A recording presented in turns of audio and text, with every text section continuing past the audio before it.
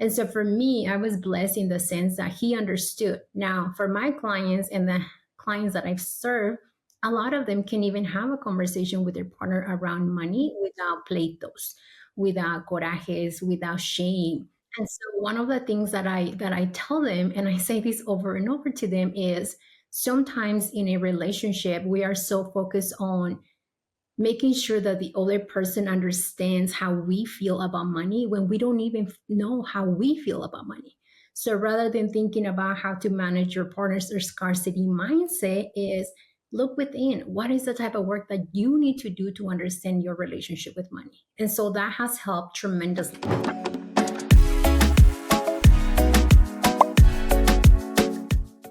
Hola, everybody. Cynthia Flores here. I am the host of the Heal and Manifest podcast, and today we are doing an episode. This is a crossover episode with Luzy King, and she has a podcast. It's called Say Hola Wealth. Thank you so much, Luzy, for being here. Today's episode is going to be on how to leave a toxic relationship when finances are holding you back. I know this is a big topic. I know that with my clients, I've had a lot of experiences helping clients get out of toxic relationships. And one of the big indicator of what keeps women, Latina women stuck in a relationship is the finances aspect, right? And I wanted to share before I introduce Luzy, I wanted to share some information. Did you actually know that over 70% of women in unhealthy toxic relationships report that finances are the main reason they stay? Many women definitely feel trapped due to financial insecurity, and this really makes it harder for them to break free from from abusive dynamics.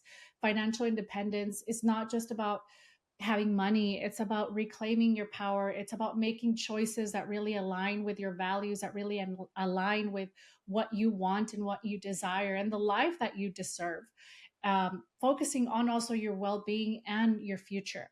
So in this episode, we are going to unpack that. We're going to talk about financial independence and really dealing also with toxic relationship dynamics. We're going to talk about this, and also Luzy and I will share some actionable steps. Luzy, she focuses on the financial aspect. I focus on the emotional relationship aspect. So we're going to talk a lot about that in this episode. So stay tuned. Luzy, thank you so much for being here. She is a financial wellness coach, right? Correct. And I am excited to present Luzy King. She is a trailblazer in personal finance dedicated to empowering Latinas to take control in their financial futures. As the founder of Say Hola Wealth, Luzy has created a thriving community where Latina professionals can break free from limiting beliefs about money and financial independence. So, Luzy, thank you so much for being here. Thank you. And let's talk about what got you into doing this work with helping other mujeres build financial wealth, build financial independence. Yeah, thank you so much, Cynthia, first of all, for inviting me to your podcast, Heal and Manifest. I love the name. I love everything that you're doing. And yeah, let's definitely talk about why women need to be financially independent, especially those that are in toxic relationships. So, to answer your question, what got me here is I really I never care about my personal finances. Like in my corporate career, I was a chingona who was climbing the ladder, always checking off those boxes, getting another accolade, another degree. And I was really, really good at managing other people's finances, in this case, my former employer. So I was in charge of generating a $3.5 million revenue a year. And so, as you can only imagine, I had to know my numbers. I had to know how I was going to make money. I had to know how I was going to spend the money to really just help the company make more money.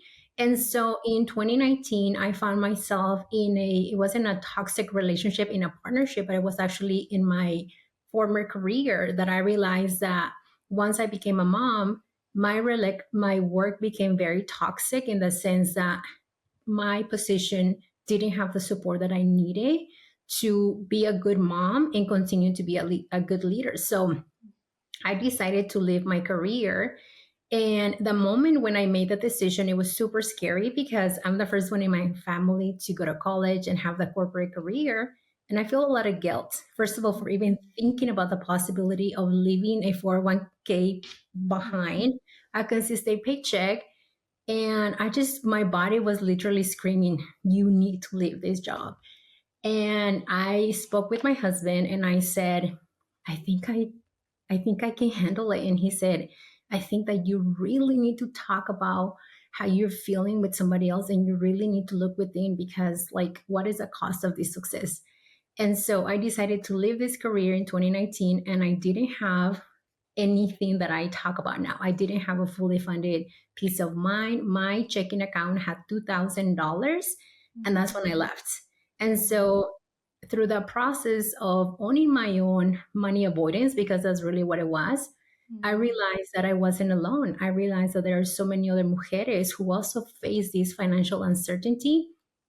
And I said, well, I'm going to start talking to whoever is ready to listen. Mhm. And a lot of people, especially in our community, when you approach them and say, I want to talk to you about money, they look at you like you have a third eye.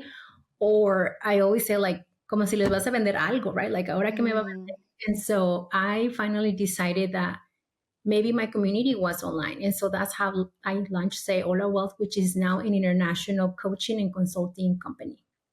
Wow. I think that's amazing. Thanks for sharing that story and that part of your journey, right? In navigating your career, navigating motherhood, navigating relationships and toxic relationship, which is today's topic. I guess I'm wondering for you, how what factors, because I think something to think about, it's, when we are navigating our careers and even motherhood or and even relationships, it's like multi-layered, right? It's not just one thing. And sometimes there are many, not only external factors like the financial aspect, but also the limiting beliefs, our relationship to money, family dynamics, that kind of family that keep us kind of stuck also in that relationship. They're like, oh, no te vayas, no lo dejes, trabaja en tu relación.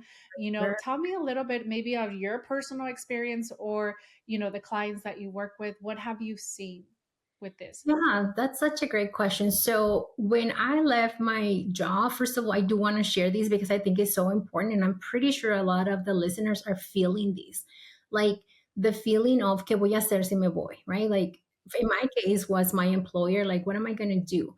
I had a husband, I still have a husband who was able to provide financially for me, but I had a lot of fears of, wow, now I'm going to become codependent on his income. And in my case, I grew up seeing a lot of domestic violence around money. So I remember thinking, wow, si me va él a ayudar con el dinero, what if I start having those stories that my mom had where she was physically abused because of money? And I had so many fears. So I have to be honest with my husband, who is nothing like my dad, by the way. And so I shared, this is how I feel. And the only reason why I haven't decided to quit is because I don't want to be codependent on you. And so he talked about how he understood how I was feeling, but he also said, I don't want you to be dependent on me. I want you to have the opportunity to go back to school because you always wanted to do that. And you are part of our family. So you are going to make your own money. And if I give you, let's say, $5,000, you don't even need to tell me what you're going to do with that. And so for me, I was blessed in the sense that he understood. Now, for my clients and the clients that I've served, a lot of them can even have a conversation with their partner around money Mhm. without pleitos, without corajes, without shame. Mhm. And so one of the things that I tell them, and I say this over and over to them, is sometimes in a relationship we are so focused on making sure that the other person understands how we feel about money when we don't even know how we feel about money. So rather than thinking about how to manage your partner's or scarcity mindset, is look within. What is the type of work that you need to do to understand your relationship with money? And so that has helped tremendously.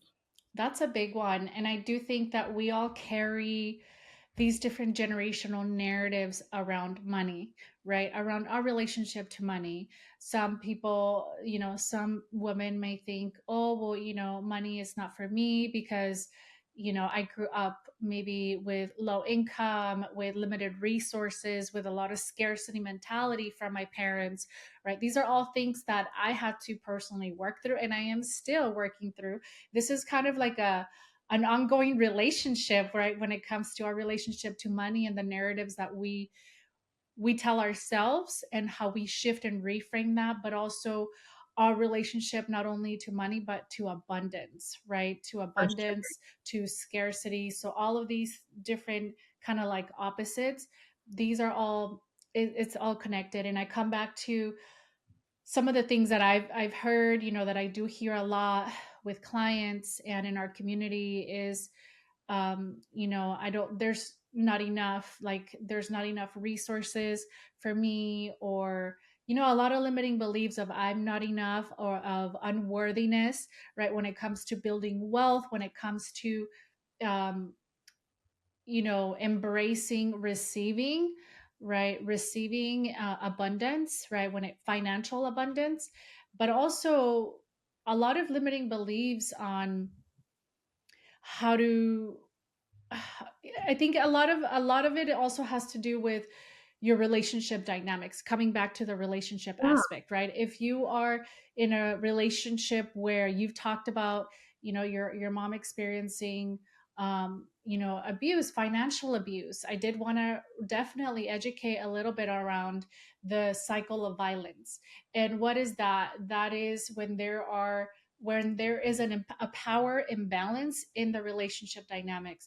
And this is not only happened to women, right? This happens to any Happy gender, any sexual orientation. But when we are focusing on Latinas, women of color, there is an aspect of power and control, right? And that's the cycle of violence, is using emotional manipulation, emotional abuse, isolation, minimizing, gaslighting, blaming, sometimes also using children, right? When it comes to manipulating any situation of like, oh, I'm going to tell our children that you're doing XYZ. So there's all of these things, right? Using male privilege, using intimidation, but the financial abuse of either limiting resources, limiting, maybe not letting them work, or um,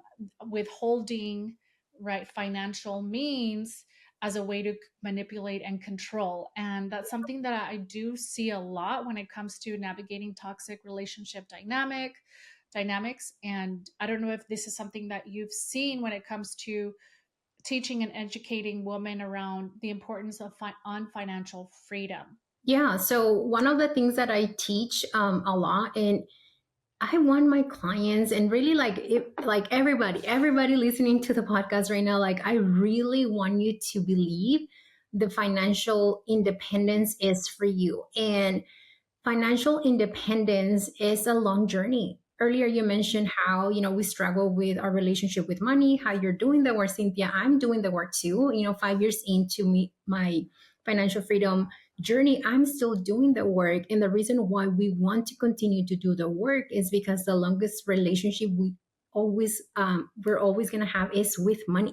So yes, you can have a partner, tu abuelita, tus tíos, but even after that, your relationship with money will ever be with you. And not only with you, but if you have children, how you feel about money, your children will feel the same way about money. So there is a reason why you're listening to the podcast right now, because you are the cycle breaker.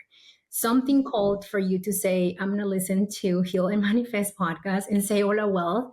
And you are meant to be here. So what I recommend to is that if you don't have financial safety right now, that's what I call it. So financial safety means that you have to have your own money. And sometimes, because culturally we are taught constantly the money is not for us, the money is evil, que el dinero no crece en los árboles, all of these, right? So that environment shapes how we feel about money. And so one of the things that I will invite the listeners to do right now is to start creating the financial safety for you. Now, financial safety is not having $1 million. Financial safety starts by you opening your first, what I call money system, which is open a high yield savings account. And today, as you're listening to the podcast, deposit $50. And your goal from the next 6 months is for you to have at least $10,000. Now, a lot of people might say, oh my God, $10,000 is a lot of money. But in today's economy, $1,000 won't give you the safety that you need. That's why I always say 10,000. And that is your only focus in terms of your money systems. From there is really focusing on exploring the relationship that you have with money. Not so much the relationship that you have right now, which obviously, if you're in a place where it's not safe, you better call the 1-800 number. But also, I see this with my clients, Cynthia, where they're like, how can I help my partner? Give me more money. How can I get my partner to get on the financial freedom journey? How can I get my partner to even look at the budget with me? And sometimes I ask them, like, okay, tell me, what are you doing that is helping you? And so sometimes in relationship, especially in toxic relationships, we want to fix the other person rather than thinking, well, what is within my control? Right? Because I do have clients that worry about, Lucy, but if I go and tell my partner that I want to save $10,000, what if he does X, Y, and Z? And I said, well, you really have zero control of how the person is going to react, even though que lo amas, lo quieres, la quieres. But tell me, how would you show up if you wanted to receive the positive feedback from the partner? So I think a lot of it too comes down to relationship dynamics. And you're saying so well right now, Cynthia, like, money is very deep. So if you have unhealed childhood trauma, if you haven't made that time to heal your inner children, because we have more than one, that will continue to affect your finances. 100%. And I think that you bring up a great point around creating a plan, right? In the therapy world, we talk a lot about the exit plan, right? Not only as you're kind of going through those challenging kind of relationship dynamics and maybe navigating um, parenthood or motherhood, right, navigating the day-to-day stressors.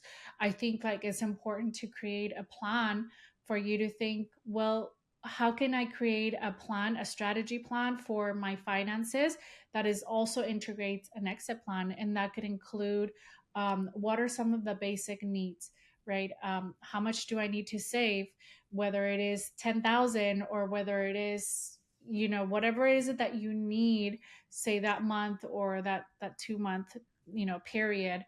And then also thinking about like your emotional, like your support system, right? Your support system, thinking about where you can go, what is it that you what are the, like kind of like legal things that maybe you need to focus on, because when it comes to also it gets a lot more complex when there are children involved, right? So Yes. you have to kind of think about that, but also thinking about how can you focus on yourself, how can you focus on your self-care, how can you focus on your well-being. Sometimes it's not as safe to just pack and leave, right? It's not as simple as that. It's, you have to kind of, because if, I think that the hardest time or the most dangerous time or risky time for a person experiencing either intimate partner violence or domestic violence is when they try to leave, right? Yeah. So sometimes you have to just make sure that you connect with your support network, you set boundaries, communicate with your close friends and family, and to get guidance. Obviously, seek therapy, seek coaching, anything that will provide a sense of safety and support to take care of your emotional, psychological needs. And I don't know if you'd like to add anything. Yeah. I'm like, I just, I wish we didn't have to talk about this, but I'm like, it's fascinating that we're normalizing this conversation, right? Like how to leave a toxic relationship. As you are talking about the actionable steps, another thing that comes to place I've learned with my clients that one of the main reasons that keeps them in this toxic relationship is also shame. Mm, And it's cultural shame. That ¿qué va a decir la gente si lo dejo? yeah. Or sometimes even, when they are really in these partnerships that it got into like the physical abuse, like no voy a salir con mis amigas, no quiero que me vean el ojo aquí, que lo tengo morado. I don't want any of that. And so you have to really love yourself first. You have to love yourself so much. And I think that as Latinas, and you can also share your experiences here, Cynthia, but like I feel like culturally we've also have been told to codepend on another person for love.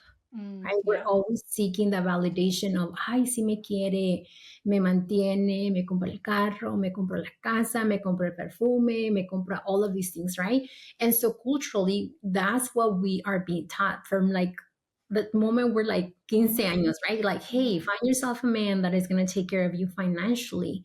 And so we tend to correlate that financial codependency with, okay, si provee para mí, then that means they love me versus Mm, you gotta love yourself yeah. so much to the point where you're like, el momento en que me ponga la mano, like for the first time, that's it for me. Like there's no, Mm-hmm. lo voy a perdonar, a ver si funciona. And, obviously I'm not a therapist and I'm not a couples therapist either.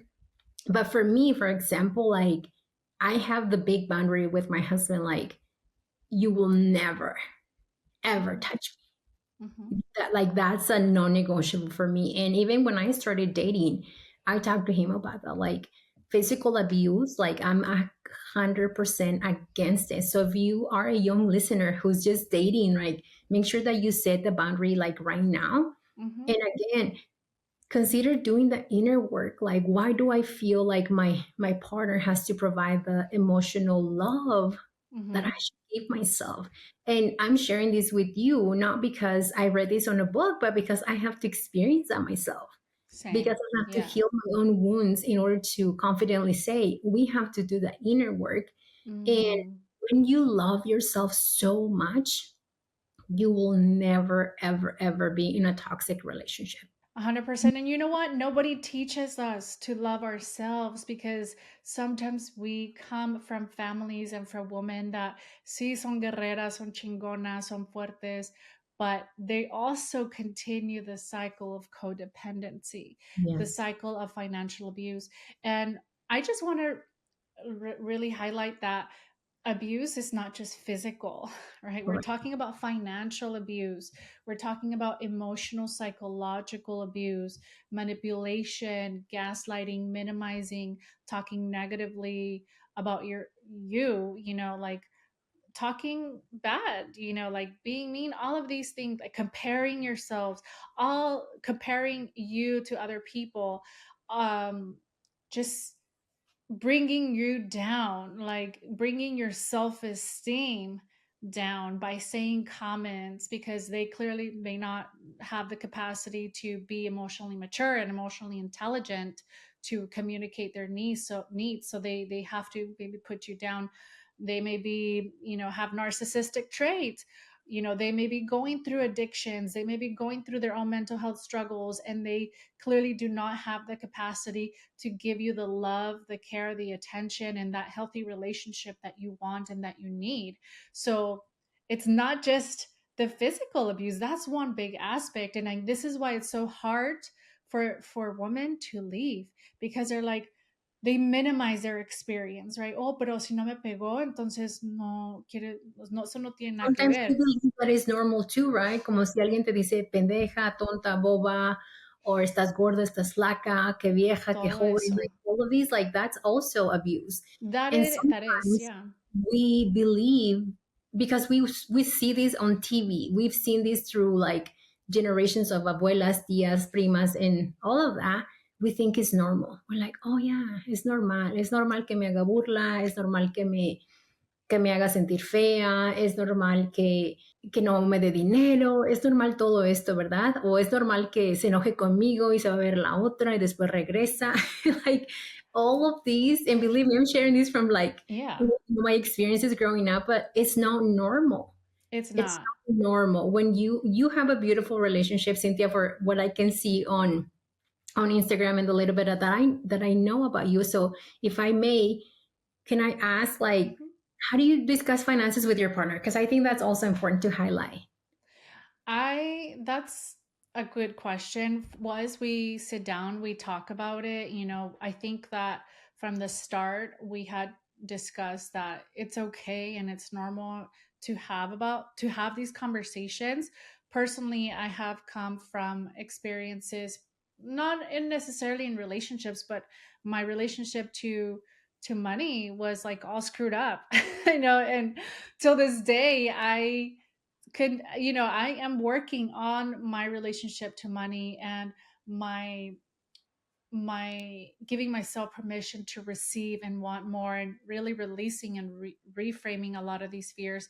And I come from a lot of scarcity when it comes to financial trauma, right? The money trauma, the money narrative, versus my husband. He is so he's an immigrant. He's from Brazil.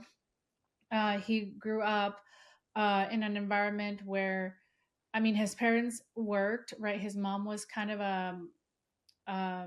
she didn't work for some time, so she stayed at home. She was a stay-at-home mom, and then later on she started working as a nurse in Brazil, and then the dad was teaching. So I think that he developed at a very young age this abundant mindset, right? Where he is an entrepreneur and like he's always like on the go. So even before I started my private practice, even before I started my YouTube, we were already having these conversation, and he was more like, he actually inspired me to launch my podcast. I had already that dream, but he was like, do it, like, I support you. He bought me a microphone, he bought me a couple of equipment, and then he also helped me to leave my work that was full time, that I was working community mental health. And then he was like, you know what, do it, like, start your private practice, start your business. So I think that he inspires me to be more flexible to having these conversations. And even though they are uncomfortable, we talk about our finances, what we make, our expenses. So we try to create a plan to kind of help us to get to the goals that we want, right? So it's not to say that it's perfect, right? There's sometimes very uncomfortable conversations, and there is no such thing as perfection. There might be uncomfortable conversations, things might get triggered, right? But as long as you figure out how to come back to have these conversations, to get to come up with an agreement, right? Yeah. I have my money, he has his money, we do share mutual, accounts. And it's really about accountability, at the end of the day. And it's about progress too, right? Yeah, Celebrating the progress, because a lot of us didn't see that financial communication with our parents. I have exactly. two daughters, and I talk to them about money. Like, they're 5 and 6, and I talk to them about investing. I talk to them about credit cards. I talk to them about going to the bank. I talk about the savings and giving and investing. And I also talk to them about how we have to have these conversations when we're married. And I always, Hmm. tell them, like, no que te tengas que casar, because that's a decision that you have to make. But if you Hmm. ever marry, or you choose to marry, you have to have these conversations with your partner, and they Yep. have to be full of, it's a two-way street. So you have to Hmm. listen to them. They have to listen to you. And they're very little. But I'm planting the seed for them, because I see our counterparts and, white families, they talk about money all the time. Mm. They talk about building wealth, they talk about leveraging debt, they talk about how they're going to buy assets and how they're going to reduce their liabilities. And for us, it's like, it's 2025 by the time we're recording this episode, and our community still talks about scarcity.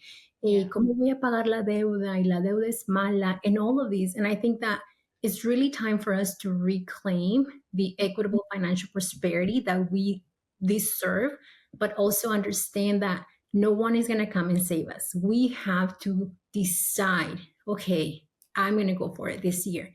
And then understand that it's not just this year or next year, it's a long relationship until you are financially free. 100%. And I wanted to, thanks for sharing that. I did want to come back to that piece that you had mentioned around, like the codependency, right? Because we're not only talking about financial codependency when we may be stuck in toxic relationships, but we're also talking about emotional codependency, Mhm. right? And there's a lot of new stuff like online on social media, primarily around the dating world. And when it comes to relationships, it's kind of distorted in terms of like what I see a lot is like, oh, el hombre tiene que ser completamente el proveedor y tú puedes, you can be a trad wife and not work and just que te mantengan. Wow. Which, which this is not throwing shade to trad wives, uh, stay at home moms, whatever floats your boat, whatever feels right and good for you is okay, because that's a choice. Sometimes people don't have a choice, okay? I do want to just name that. Yes, for But sure. when it comes to this particular situation, I think that this is like content that a lot of young, Latinas and women of color are consuming, right? Like this kind of like, agárrate un macho, encuéntrate un macho proveedor. Juan, hasta se me paran los pelos de la espalda. I'm like, oh, I can't stand that. But you know what? Like a lot of people really feed off of that, and there's, like I said, nothing absolutely wrong with that. But what that message is saying is like that you need to completely depend financially and even probably emotionally from your partner. And the reality is like, we know that can lead to a power imbalance, which I've talked about. I always talk about that on my content with my clients. Um, and that at the end of the day, you have to have your money, you have to have savings, you have to have your own financial independence and create and build your wealth. And yeah, if your partner, your husband wants to, you know uh provide for you and all of these things, like, go ahead, why not? But it's always good to have that safety net, right? So what do you think about Yeah, I'm like, por eso dije, se me pararon los pelos de la that? espalda. Yes, I might have a hairy back. You know, let me share from my personal experience. When I left my career, I went back to school to earn my MBA, and it was through the process that I've learned about investing and building wealth and all of these conversations that I wasn't having growing up. And I remember telling my family members, I'm going to launch my own business. Like I don't want to be codependent on his income. And many of my family members were shaming me for Mm, wanting to have that independence. And, they wwere using language like, ay, eres bien ambiciosa, you always mm, want more, ¿por qué no te conformas con lo que ya tienes? Ya tienes una casa, tienes un marido que te ama, tienes dos niñas. And I have that, but I love having the independence of writing a check mhm. to do whatever heck I want with it, whether it is becoming an angel investor of Latina owned businesses or even supporting something that is happening that is affecting our community. And Yes. when you have the power to just write a check without feeling the scarcity of, ay, me van a quitar mi dinero o no me va a alcanzar, like that feeling of abundance Mhm. is something that I want all of our Latinas to experience. When you are Yes. not afraid to say, here, let me help you because financially I am safe, I am stable, and I know that there's more money coming. Yes. And you know what? That feeling of abundance comes from within, right? It's not like it's the financial aspect of being independent, tener tu propio dinero, have your own career, work on yourself externally, but also that work is internally, For right? sure. That self, like you said, like I was saying, not everyone teaches us. We don't grow up learning how to love ourselves because sometimes it wasn't modeled for a lot of us. and because of the codependency and other factors, right? The intergenerational trauma, I think the conditioning that us as women have inherited. So it's really about working from within, right? Is working on our self-worth, working on our self-love, working on giving ourselves permission um, to be human, right? To be Very messy, to true. learn, to make mistakes, to grow, to evolve, to change. And it's also the building, yeah, embracing that self-love. And that oftentimes uh, comes with, a lot of heartache, a lot of breaking, limiting beliefs about ourselves. And I'm very big, and I think this is kind of a theme that has been going on throughout my life for me and also for my clients, is it's on giving ourselves permission to do the things that we want to do, to build that wealth, to build abundance, uh, and it's externally, like, but also from within, right? Yeah. And yeah, so anything that you want to add, Lucy? Well, I want to leave some actionable steps, if I may, Yes. for the listeners, whether they are in a toxic relationship or they're just, even if they have a beautiful relationship. So, one of the things that I recommend is that they have a fully funded peace of mind. So, have your own money, separated from your partner. And also, because we want to reclaim financial autonomy, that also means that you have to have copy or original of your birth certificate, your license, your passport. If you're a mujer inmigrante, like making sure that you have access to that is key Mm-hmm. towards reclaiming financial autonomy. And Mm-hmm. also, I want them to start making their own money, even if they are stay-home moms. A lot of people that listen to the Say Hola Wealth podcast or that follow me on social media, they're like, Lucy, pero es que no tengo dinero. I'm a stay-home mom. And I'm like, mamita, like if you have 5 hours a day to spend on social media, you have 5 hours a day to create your own business. Mm-hmm. So research like side hustles from home and start making your own money. Just because you left a career or just because you are a stay-home mom, that doesn't mean that you don't have a skill set that someone else out there is looking for you. And also learn about investing and financial literacy, because those two are going to change your life and they will also change the life of your lineage. So I have resources on my website for you.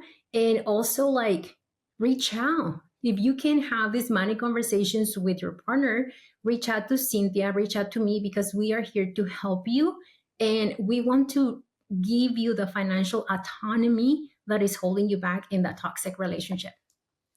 Thank you for sharing that. I did want to add to that is, if you are maybe questioning and listening to this and questioning, this is probably a very toxic, dysfunctional relationship dynamic, and I don't feel good. I don't feel safe. I don't feel validated. I don't feel seen. I don't feel loved. I like you to validate that, right? Don't minimize it. Don't gaslight yourself. Own your truth, right? And honor whatever feelings come up. I would say when it comes to when it comes to creating kind of an exit plan, or just a plan for you to figure out what you want to do and get more clarity, is seek out for support. Seek out, Lucy, seek out me or any other professional, mental health professional who can support you and guide you through that loss, that grief, which may come, right? There's a lot of shifts and transitions that you may have to go through. So seek out resources, friends, family. I would say seek out like assistance. I think sometimes there's a lot of shame and guilt around seeking out like government assistance, right? But if you are not, of course, create your safety plan, safety net. Si tienes que conseguir un trabajo, if you have to sell tamales, if you have to sell whatever it is, Yeah. like do it. There's no shame and guilt to doing that. But like, it may require you to hustle a little bit to be creative and finding ways for you to for you to earn your money and start saving it, just as Lucy mentioned. Yes. And definitely, gradually start establishing that independence, right? Creating, obvious, having your own bank account, saving some, like on a monthly basis, setting specific goals that you have for yourself. And then also, of course, I talked about the legal aspect. If you have to seek out legal consultation, I'd say that you may have to. And I would say, like, celebrate. I know this may sound kind of weird, but celebrate yourself, because coming to that conclusion of, like, realization of, like, hey, this is no longer aligning, this doesn't feel good, I really don't want this for me.